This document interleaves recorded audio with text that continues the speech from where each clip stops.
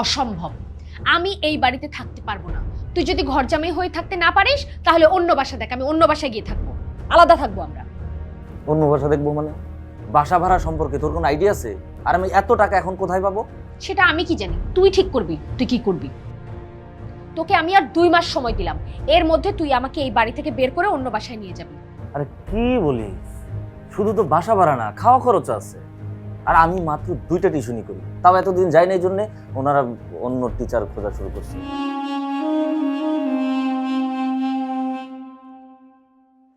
কিরে, এই অসময়ে রুমে শুয়ে শুয়ে আছিস কেন?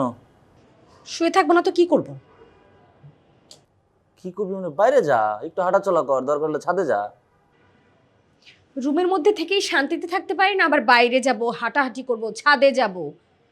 কেন, রুমের মধ্যে আবার কি হলো? রুমের মধ্যে কি হয়েছে সেটা তো আমি তোকে বলবোই, কিন্তু তার আগে তুই আমাকে বল, তুই সারাদিন কোথায় ছিলি? আরে সারাদিন কোথায়, আমি তো একটু আগে বাড়ি বাইরে গেলাম। আচ্ছা, এই একটু সময় আমাকে কাছে না পেয়ে, আমাকে একটু না দেখে পাগল হয়ে গেছিস, তাই না? ওই আমার লোক কিছু, আই লাভ ইউ। সর এখান থেকে, সর। তোকে না বলছি তুই আমাকে ছবি না।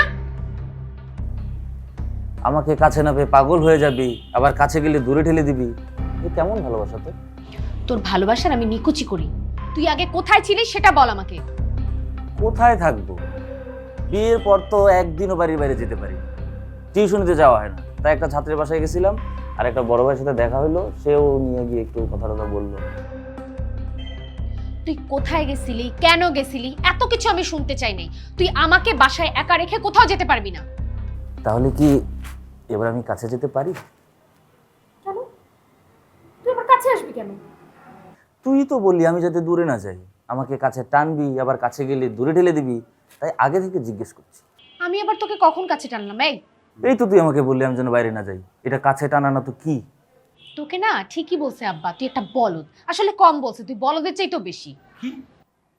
তোর আব্বা আমাকে বলদ বলছে?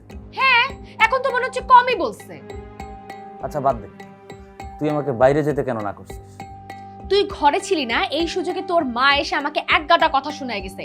আমাকে বলছে আমি নাকি একটা বেয়াদব, আমি মুরব্বিদের সাথে কথা বলতে চাই না, আমার বাপ মা আমাকে আদব কায়দা শেখায় নাই, আমার বাবার সম্পর্কে উনি খারাপ কথা বলছে। মা তোকে খামাখা ঘরে এসে এসব কথা কেন বলতে যাবে? সেটা তুই তোর মাকে গিয়ে জিজ্ঞেস কর না। আমাকে উনি এসে বলল বড় চাচার সাথে গিয়ে কথা বল, তাহলে একটু ভালো লাগবে ওনার। আমি ওই মুরব্বী মানুষের সাথে গিয়ে কি কথা বলবো? এইটা ওনাকে বলার পর উনি আমাকে বলে বসে আমি নাকি একটা অনেক বড় বেয়াদব। আসলেই তো, তুই বড় চাচার সাথে গিয়ে কি কথা বলবি? আমি তোর জন্যই অপেক্ষা করছিলাম, তুই এক্ষুনি আমাকে আমার বাসায় নিয়ে যাবি। তুই বাসায় গিয়ে কি করবি? বাসায় গিয়ে আবার কি করব? থাকবো বাসায়, আমি আর এখানে থাকবো না। আরে তুই বাসায় গিয়ে থাকলে আমি গিয়ে কোথায় থাকবো? তুইও আমার বাসায় গিয়ে থাকবি, আর কোথায় থাকবি? মানে আমি তোর বাসায় গিয়ে থাকবো হ্যাঁ। ঘর জামাই হয়ে? হ্যাঁ, কি সমস্যা তাতে? এই না না না, ঘর জামাই হয়ে থাকাটা একদম ঠিক হবে না, মানুষ কি বলবে।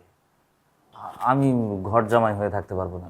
তার চেয়ে দিলা, শোন বাবু, তুই একটু মানিয়ে নিয়ে এখানে একটু থাক প্লিজ। অসম্ভব। আমি এই বাড়িতে থাকতে পারবো না। তুই যদি ঘর জামাই হয়ে থাকতে না পারিস তাহলে অন্য বাসা দেখ, আমি অন্য বাসায় গিয়ে থাকবো, আলাদা থাকবো আমরা। অন্য বাসা দেখবো মানে? বাসা ভাড়া সম্পর্কে তোর কোনো আইডিয়া আছে?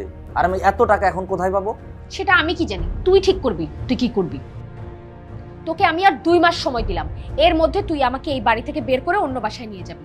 আরে কি বলিস, শুধু তো বাসা ভাড়া না, খাওয়া খরচ আছে।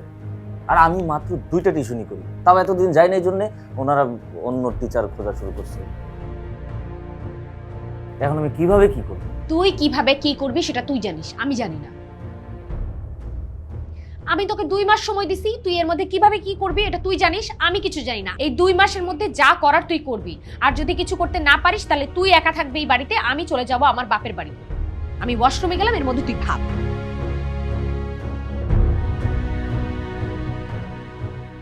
আমি এখন কিভাবে কি করব? কি ঝামেলা।